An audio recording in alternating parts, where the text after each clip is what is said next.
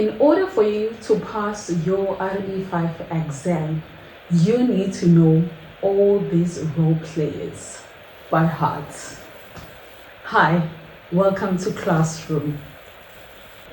Okay, so firstly we're going to look at FSCA. I've already written down the definition so that we could save time, all right? But let us go through it. FSCA is an independent institution established by law to oversee the South African non-banking financial services industry in the interest of the public. Okay, let us look at some certain words here. FSCA is an independent. Okay, therefore, this is an institution that is independent. It doesn't rely on anybody else's decision, right? They came up and make it their own. That means as they have been there, even the government really can't say a word to them.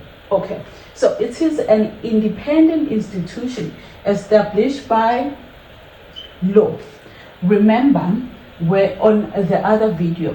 If you haven't watched it, please go back and watch our previous videos.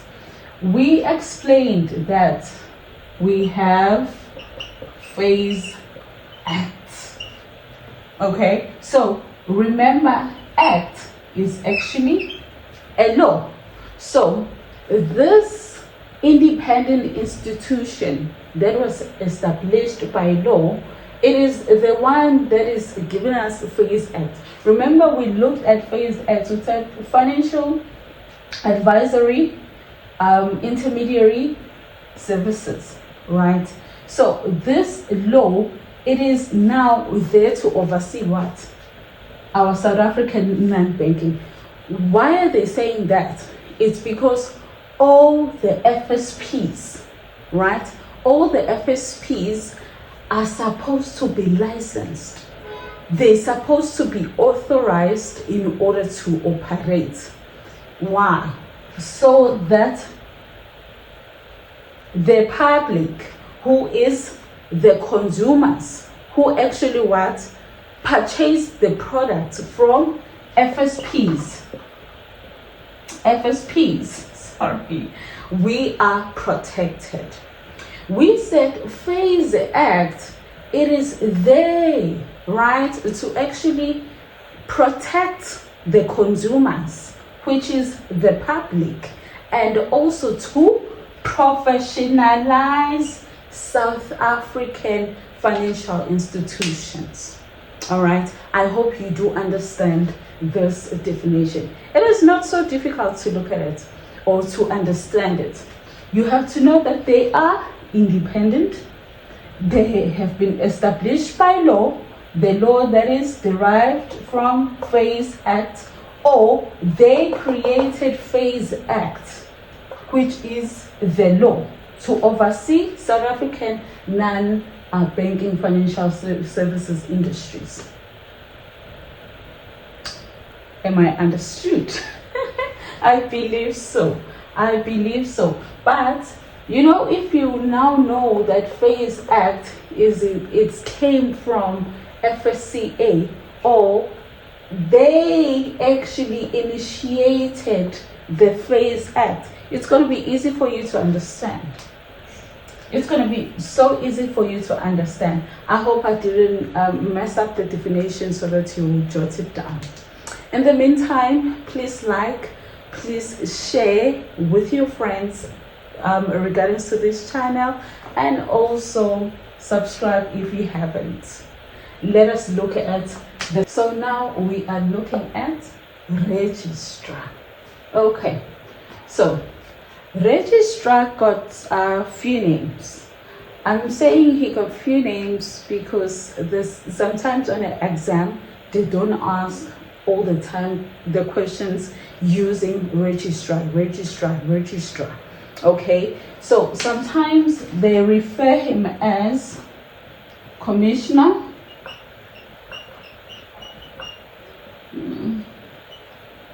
commissioner. Hey, please Never mind my spelling. A commissioner. Sometimes they call him authority. Authority. This is I. And sometimes they call him FSCA. Okay, so if sometimes they call him FSCA, I want to make an example that's going to be clear to everyone. Here in our country, we have our president. He's the president of South Africa, right? And sometimes we call him in Zulu Uhulumeni. Where also he is not Uhulumeni. Uhulumeni is actually his cabinet, not him himself. He is the president. Okay, so FSCA is also used to refer to registrar. Let us read here about his definition. Registrar is responsible for administration and enforcement to the act, and the registrar has defined functions, powers, and obligation. Remember the example that I've made just now about the president. He also got powers, right? So as registrar. Okay, so registrar is there for many things. He's there for many things. Part of his role is to make sure that he issues the license, okay, the license to the FSPs, because he got his own requirements, things that needs to be produced in order to be given that license to operate. Remember the definition we read regarding to FSCA, that it is the law that it is there to actually take a look or oversee at the non-banking in our country, South Africa. So that's also part of his responsibility. He's issuing the license to the FSPs. And also, registrar sends a compliance officer, or he approves compliance officers based on his fit and proper. Okay, we're still going to look at that based on the fit and proper, and we still gonna go through compliance officer and hear what is his role. A registrar actually approves key individual and compliance officers are based on their fit and proper. Why am I saying that? It's because he is the one that is making sure that they are in a standard in order to operate or to work at the FSPs. Okay, before they are placed, it's like applying for a job. He is the one that is making sure that you are fit and proper in order to go and work for the FSP. So that is part of his role. I don't know if I needed to write it down. We are looking at FSP. FSP is a financial services provider. They are financial institutions, insurance companies, or other entities that needs to be authorized or licensed by FSCA to provide financial services covered by the FAIS Act. Okay, so as you can see, they need to be licensed or authorized. Who does that? It's registrar. He is the one that is authorizing or giving license to FSPs. So as we know that FSP is just a building. It's just a building that needs a representative, a key individual, sometimes a compliant officer, because sometimes they are not office based. They come to check if the work is done, and also clients comes and visits. Okay, so it is a building where they service financial concerning matters. So it's a financial services provider. They provide finance services. Okay, so it's a building that needs all these characters. We're still going to explain these characters. Another thing we need to know about the FSP is that they have to maintain documentation or clients' information a minimum of 5 years.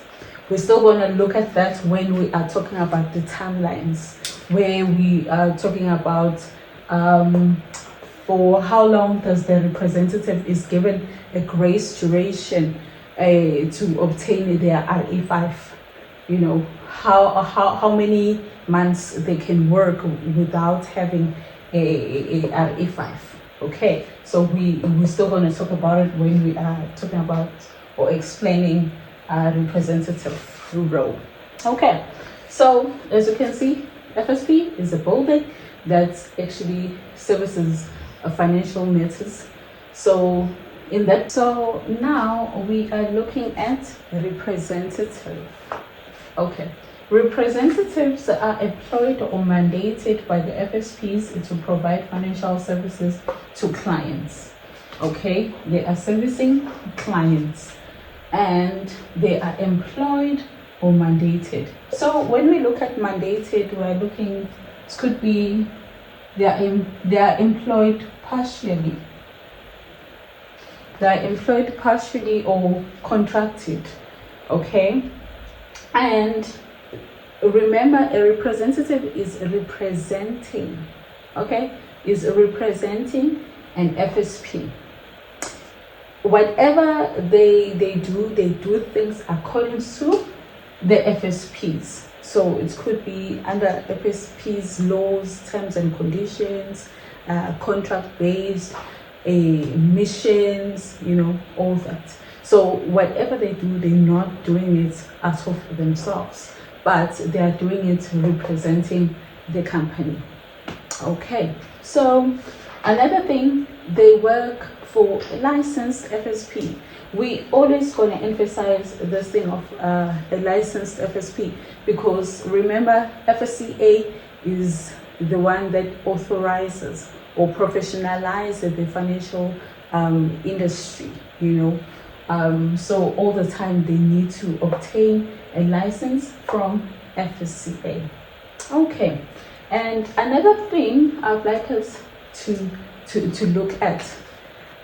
Sometimes they do ask a question regarding to fit and proper. Fit and proper. So we are going to get to a part where we talk about debarment. Okay, because you are no longer fit and proper, or you no longer meet the standards of the FSCA. So there's an abbreviation that I want to teach you, which we say, or I say it's CHIC. Okay, CHIC is derived from competency,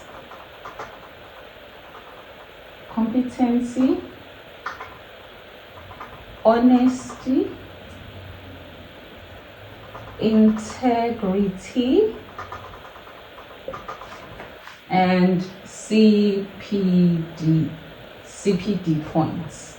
So they will accumulate. CPD is actually about the continuous learning that we as a representative we need to do.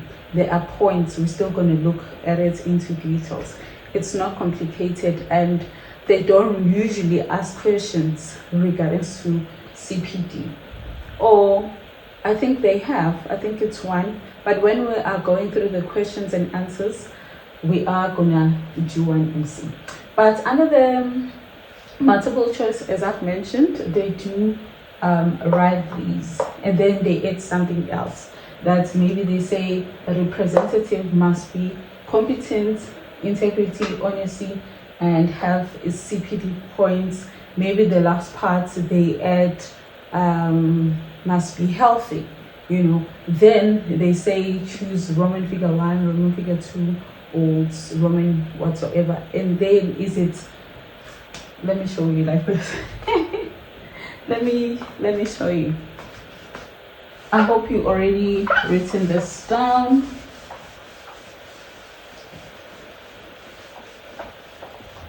So on the question, they must ask like this. This is the question. Representative must be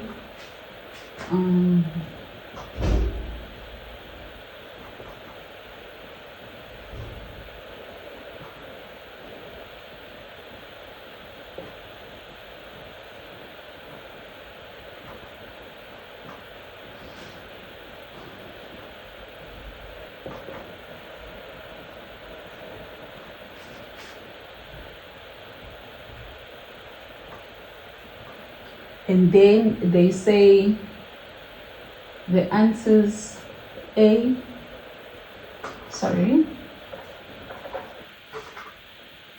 A is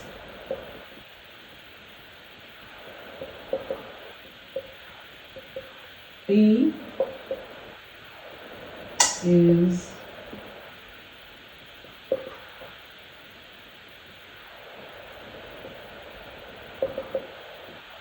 C is, sorry,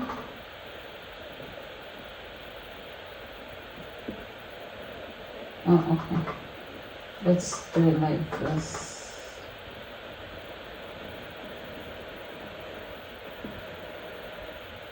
C,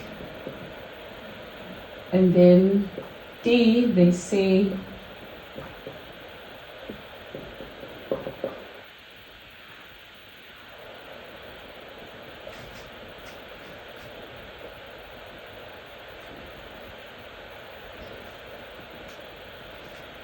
yes. So you see our D.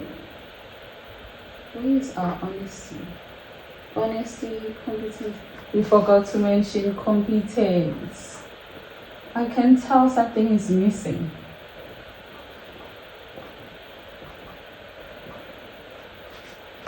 Okay, therefore, okay.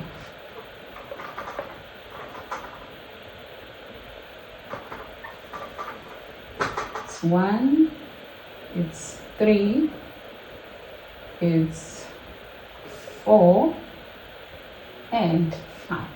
So the answer will be D, because it's got competence, integrity, honesty, and CPD. Okay, so we're just gonna call this part 1. On part 2, on role players, we're gonna explain from the key individual until the FAIS onwards. I think it's going to be uploaded tomorrow. So thank you so much. Please don't forget to like, to comment, and also to share with your friends, and most importantly, to subscribe to our channel. Thank you.